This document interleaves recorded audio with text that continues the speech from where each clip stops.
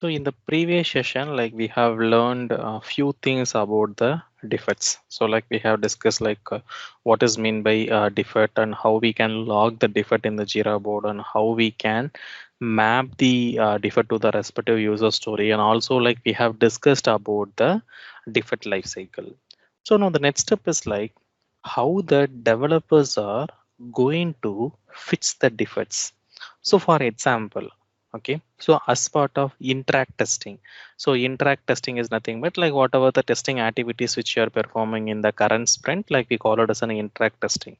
As part of an interact testing, so you have identified total of 10 defects. Okay, and how the developer is going to fix this 10 defect. So whenever we log a defect as a QA, like we are going to like categorize the defect.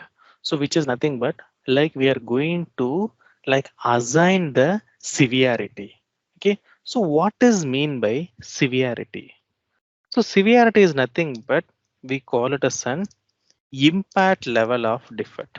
Okay, so like you may identify the multiple defect and how it is impacting the application. So impact level of the defect in an application.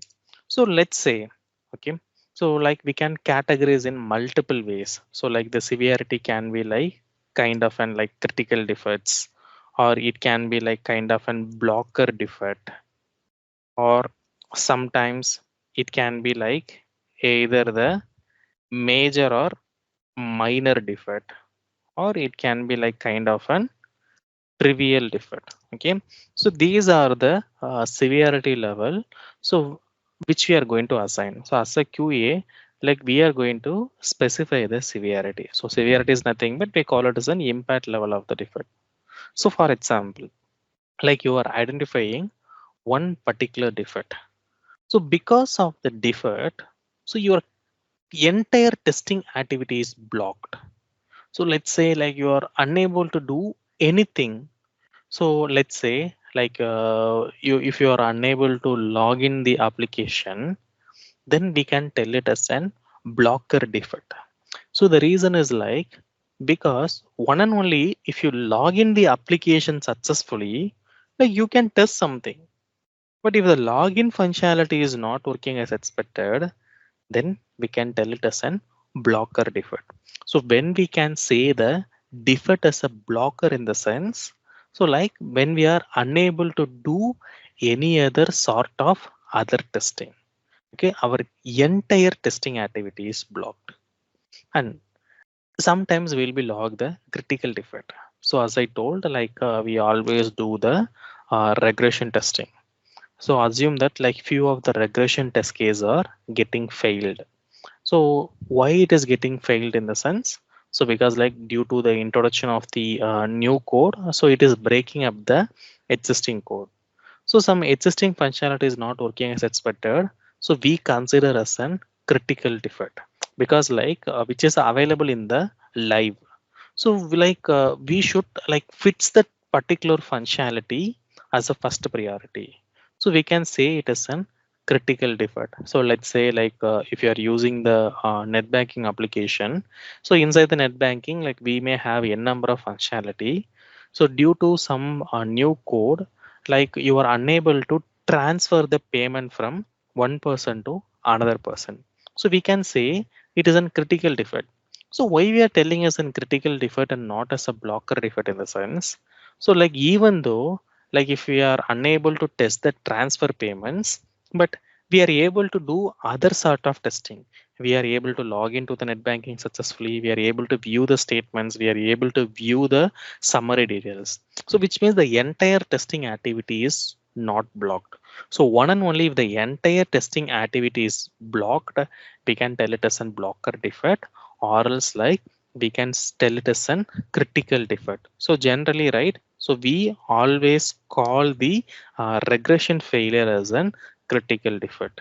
And whatever the defect you are identifying as part of that specific user story, so we call it as a major or minor defect, because like those user stories are completely new.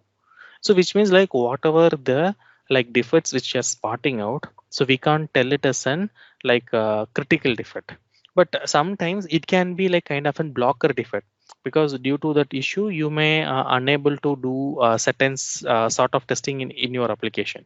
So it can be a blocker defect, but majoritarily so it will be like kind of, it will categorize as a major or minor defect. So the major or minor defect is nothing but, so whatever the defect which you are identifying as part of the specific user story, so we call it as a major or minor defects. And we will also log the trivial defect. So what is meant by trivial defect in the sense? So it is like kind of an typo errors like font issue or color issue. So we call it as an trivial defect. So which is nothing but the UI aesthetic defects. We call it as an trivial defect. So based upon the severity, okay. So the developer will define the priority. So how the priority is defined in the sense? So only based upon the severity. So if it is of an blocker defect, obviously like we will be having the high priority. So we will be having three types of priority. So like high, medium, low, or in few project, so they will tell it as an P1, P2, priority 1, priority 2, or it is can be an priority 3. So obviously like if it is of an blocker defect, so it is of an high priority, so they will be mapping the priority 1. Even for the critical defect, it always like priority 1. For major or minor defects, it will be like kind of an priority 2. If it is of an trivial defect, it is an least priority because it is just a typo error, just a UI aesthetic issue. It is not going to impact the functionality of an application. So always for the trivial defect, so we always give the low priority. Okay, so whenever like the defects are logged, so we are going to categorize the defect, so which is nothing but we are going to assign the severity and the priority. Okay, so which I have mentioned here. So basically the severity is assigned by the QA tester and priority is mostly given by the developers. Okay, so on how we are specifying the severity in the sense, so based upon the affected functionality, which is nothing but the impact level. So how it has impacted the application. So based upon the impact, we are going to like specify the severity, and based upon the severity, like we are going to like assign the priority for the defect, which is nothing but we have just described the importance of the defect. So like how it is urgent for an repair. Okay, so based upon the priority order, so the developers always fits the defect, and once they fix the defect, as usual, like we are going to like do the retesting, and if it is working as expected, we are going to close the defect. Okay, so till this point, you have any doubt?